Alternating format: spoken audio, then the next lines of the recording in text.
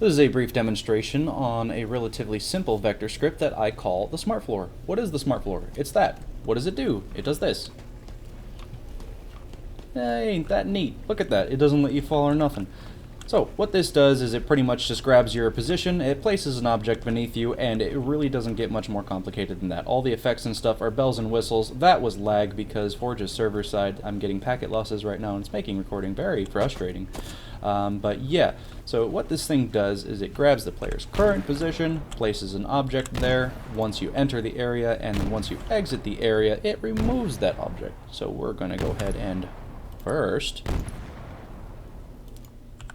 turn those annoying explosions off. Now we're going to open up this script and have a look. No, we're not, because we're going to look at what we have. This doesn't do anything. This is pretty much just polished. I put this underneath the platform to make it look like not such a janky floating looking platform, so it has a little bit of an effect there to make it look like it's floating. It's polished, that's all it is. And this is our area monitor. It doesn't have to be an electricity effect. I just put that there because I think it looks cool and I was playing with coloring it. And the panel itself, this is a neat little panel. People might be curious to where to find it. I found this panel underneath. Ooh. Pretty sure I found it under accents, city props, and then if we go to metal palette, that is what we got. I found it once and it took a really long time to find it again. So let's go look at the engine under this bad boy.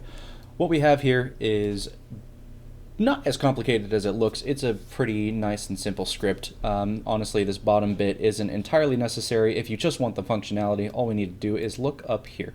What we do is once a player sets in the area, that player becomes our variable, or rather their position does. So once we get them, we set object variable, then we get the object variable, that being you, the player, and then we get your position.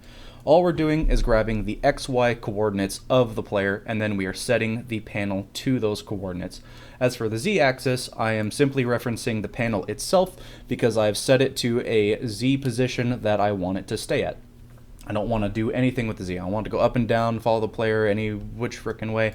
Because if it follows a player, once you jump, it's going to go up, and then you're going to get lost to the heavens. So yeah, after all that, we just set its position. It's really quite simple. We do need to have the every n seconds check just so that the object keeps getting put underneath us. Without that, this doesn't really function. But we set a variable to kind of mitigate that happening outside of certain areas, which is why which is the entire reason I set it to an area monitor in the first place, because I didn't want it to follow me everywhere I went. So this is just a simple way of going about it.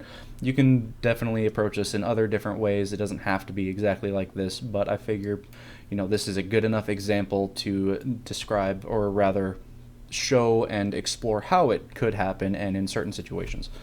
I'm just going to ramble a bit about what I think it would be good for. This is not a part of the video that you necessarily need to listen to because you don't really need any of this.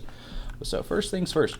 Obviously we run into a couple problems when we script something like this. We have one panel and one player. Okay, so what happens when a second player comes? Well, either A, the panel is going to swap to that other player, or B, the player is just going to fall. Either way, somebody's falling down.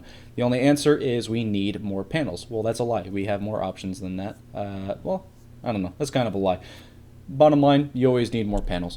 One fix could be for a game mode idea that I actually have. I think I want to make a game mode where everybody spawns with a object above their head, and when they enter certain areas, that object will behave differently, or if they pick up certain power-ups, the object will behave differently, etc., etc. Basically, a game mode where you have an object companion per se that you work with in order to get the upper hand on other players. So maybe turning it into a very brief shield, like when you crouch down it'll flop in front of you or something so that you can block, make it like a riot shield. Or for example, if you step to a certain area, maybe when I could have some kind of trigger where if you look down, or when you crouch while airborne, it makes it so it goes beneath you, etc., etc., stuff like that. The other application that I think this thing would be really good for, that I hope somebody does, I hope somebody makes a death run map that has maybe like 4 to 6 of these bad boys on a open, like expansive platform.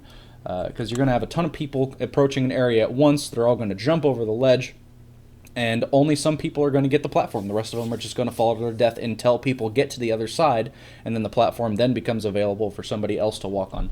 I think that would probably be one of the coolest applications for it, and I would really like to see somebody do that. But without further ado, or that's probably not the right saying, but who cares? This thing is on this map, Mild Strike's Playground, the map where I leave all my scripts lying around for people to come and prefab as they please. For whatever reason, Forge does not let me publish prefabs, so I have this map instead that it did let me publish, and I just leave all my scripts lying around for people to come mess around and play with and grab. And that's it. Oh, I finally got it through a take. This took like frickin', I kid you not, like 50 to 80 takes of stuff happening. Mostly packet loss and lagging. But yeah, I hope you guys enjoy this. Have fun.